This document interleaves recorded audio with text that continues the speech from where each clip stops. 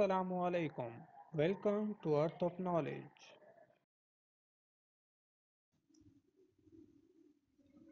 Hello अस्सलाम वालेकुम हाल उम्मीद करता हूँ आप सब ठीक होंगे और अपनी लाइफ को जो है वो एंजॉय कर रहे होंगे और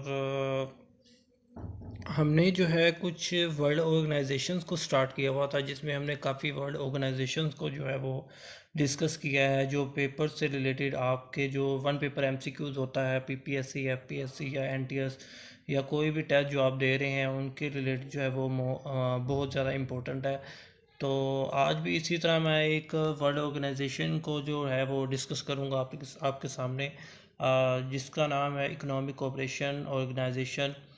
तो मैं आपसे यही उम्मीद करता हूँ कि आप जो है मेरी वीडियो जो है वो कंप्लीट देखेंगे ताकि आपको ए टू ज़ी जो है इस ऑर्गेनाइजेशन के बारे में पता चल सके, ताकि आपको कोई भी कंफ्यूजन ना हो और आप जो है एमसीक्यूज़ या कोई भी पेपर जो है वो अच्छी तरह अटेम्प्ट कर सके। तो चलते हैं हम अपने टॉपिक की तरफ। तो ये मैंने कुछ डाटा कलेक्शन की है जिस तरह मैं पहले भी करता हूँ। पहले भी मैंने काफ़ी ज़्यादा जो है वो डाटा कलेक्शन करके ही जो है आपके सामने वर्ल्ड ऑर्गेनाइजेशंस को डिस्कस किया। अच्छा, तो ये है इकोनॉमिक कोऑपरेशन ऑर्गेनाइजेशन। तो इसको ईसीओ भी कहते हैं। इसका एब्रीविएशन जो है वो ईसीओ है। मतलब आपको पेपर में पूछा जा सकता है what is the abbreviation of eco, मतलब ईसीओ स्टैंड्स फॉर। तो आप बता सकते हैं इकोनॉमिक कोऑपरेशन ऑर्गेनाइजेशन। तो ये इंटर गवर्नमेंटल ऑर्गेनाइजेशन है, मतलब जो इसको स्टेट्स ने मिलकर बनाया है। स्टेट्स को काफ़ी ज़्यादा हुकूमतें होती हैं, मतलब काफ़ी कंट्रीज़ की जो हुकूमतें हैं उन्होंने मिलके इसको बनाया है। तो इसका मतलब जो मकसद क्या है, इसकी डेफिनेशन क्या है, वो मैं आपको बताता चलूँ। द इकोनॉमिक कोऑपरेशन ऑर्गेनाइजेशन और eco is an Asian political and economic intergovernmental organization। ये एक एशियन पॉलिटिकल सियासी इकोनॉमिक माशी इंटर गवर्नमेंटल ऑर्गेनाइजेशन है विच वाज फाउंडेड, मतलब जब कब इस्टेब्लिश हुई थी 1985 में इन तेहरान तेहरान में by the leaders of Iran, Pakistan, Turkey. ये एक पॉलिटिकल और इकोनॉमिक इंटर गवर्नमेंटल ऑर्गेनाइजेशन है जो कि 1985 में तेहरान में बनाई गई थी। जिनको बनाने वाले जो लीडर्स थे वो ईरान, पाकिस्तान और तुर्की शामिल हैं। It provides a platform to discuss ways to improve development. ये एक प्लेटफॉर्म प्रोवाइड करती है टू इम्प्रूव, बेहतर करने के लिए, development and promote trade,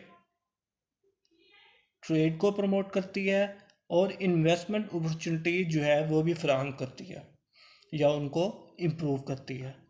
in simple words, ये एक इकोनॉमिक कोऑपरेशन ऑर्गेनाइजेशन जो है Asian political and economic intergovernmental organization है जो कि 1985 में तेहरान में इस्टेब्लिश हुई।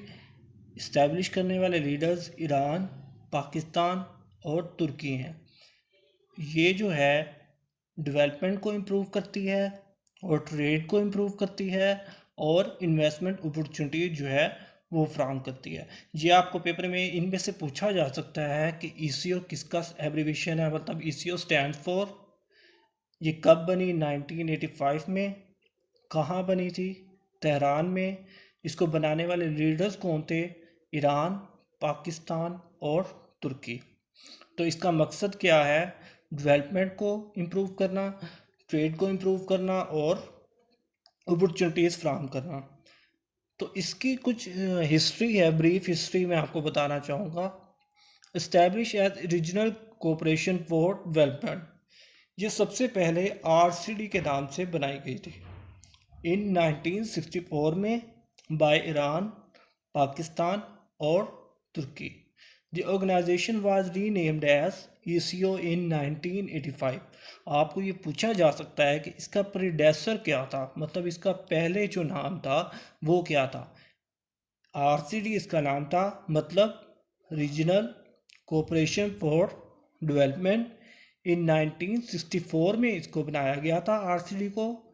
किन्होंने बनाया था? ईरान, पाकिस्तान और तुर्की ही ने बनाया था, लेकिन इसको नी नेम मतलब इसका नया नेम रखा गया ईसीओ मतलब इकोनॉमिक कोऑपरेशन ऑर्गेनाइजेशन इन 1985। आपको पेपर में पूछा जा सकता है 1964 में इसका क्या नाम रखा गया था, या ये बनी कब थी, किस नाम से मतलब स्टार्ट हुई थी? आरसीडी के नाम से। और 1964 में आरसीडी बनाई गई थी, ईरान, पाकिस्तान और तुर्की ने बनाई थी। फिर इसके बाद ईसीओ इसका नाम रखा गया 1985 में। उम्मीद करता हूँ यहाँ तक क्लियर हो गया होगा। नेक्स्ट चलते हैं, इसका जो हेड क्वार्टर है वो तेहरान ईरान में है। और इस्टेब्लिश कब हुई थी ये आपको डेफिनेशन में बता दिया 1985 में। ईसीओ अगर वो बात करें आरसीडी तो फिर वो 1964 में, मतलब जो प्रीडेसर था वो 1964 में था। जो इसके फाउंडर्स थे दोनों केसेस में सेम है, ईरान, तुर्की और पाकिस्तान।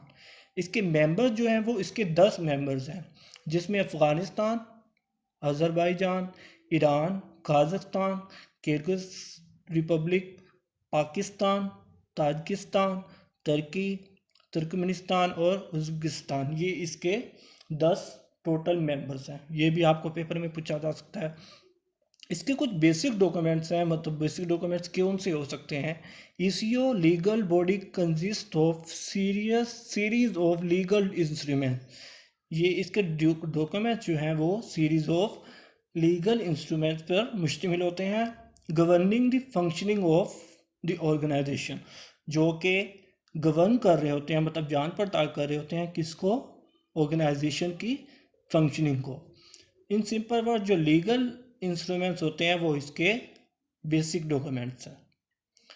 आगे इसके कुछ ऑर्गन्स हैं represented through different bodies which include meetings of heads of state government, council of ministers, regional planning council, council of permanent representatives, sectoral ministerial meetings as well as expert groups, working groups, committees, etc। इसके काफ़ी ज़्यादा organs हैं, मैंने कुछ चुनकर आपके सामने पेश किए हैं, तो इन पे फोकस करने की ज़रूरत नहीं है। हाँ, अगर एब्रीवेशन इसके याद कर लेंगे तो वो बेहतर है, आपके लिए बहुत अच्छा है।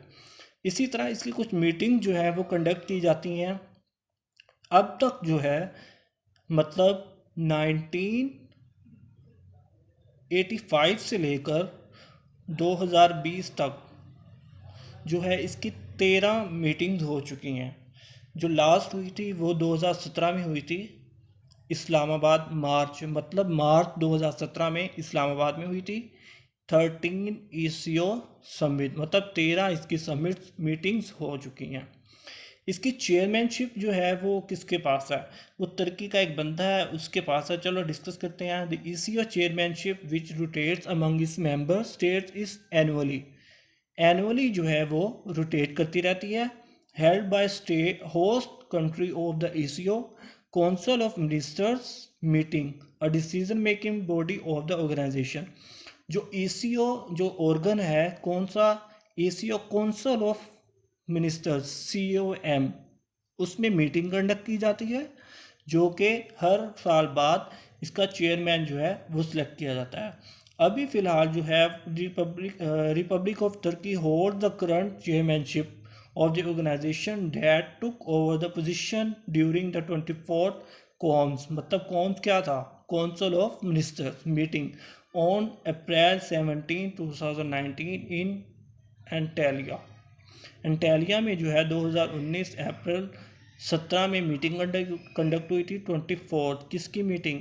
काउंसिल ऑफ मिनिस्टर्स की। लेकिन जो समिट्स हैं वो 13 हुई हैं। जो COM की मीटिंग्स जो हैं वो 24 हुई है।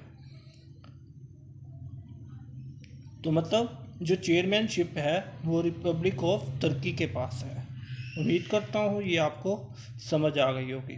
तो यहाँ पे सबसे पहले आपको इसका पर्पस पता होना चाहिए या डेफिनेशन, इसकी ब्रीफ हिस्ट्री आपको पता होनी चाहिए।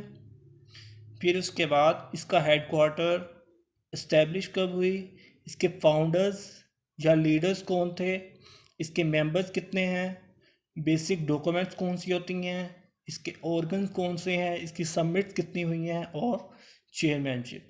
ये कुछ बेसिक जो है नॉलेज था जो मैंने आपके साथ शेयर किया है, जो आपको पेपर में काफ़ी ज़्यादा हेल्पफुल हो सकता है। उम्मीद करता हूँ आपको आज की वीडियो भी अच्छी लगी होगी। तो अगर आपको वीडियो पसंद आई है तो मुझे प्लीज़ बताइएगा कमेंट करके, और लाइक करके, और शेयर करके। शेयर भी किया करें, दूसरे भी आपके फ्रेंड्स पढ़ रहे होंगे, उनको भी फ़ायदा होगा। तो बहुत बहुत शुक्रिया, अपना ख्याल रखिएगा। ओके, अल्लाह हाफिज़। Thanks for watching. Please subscribe this channel for more videos. Thank you.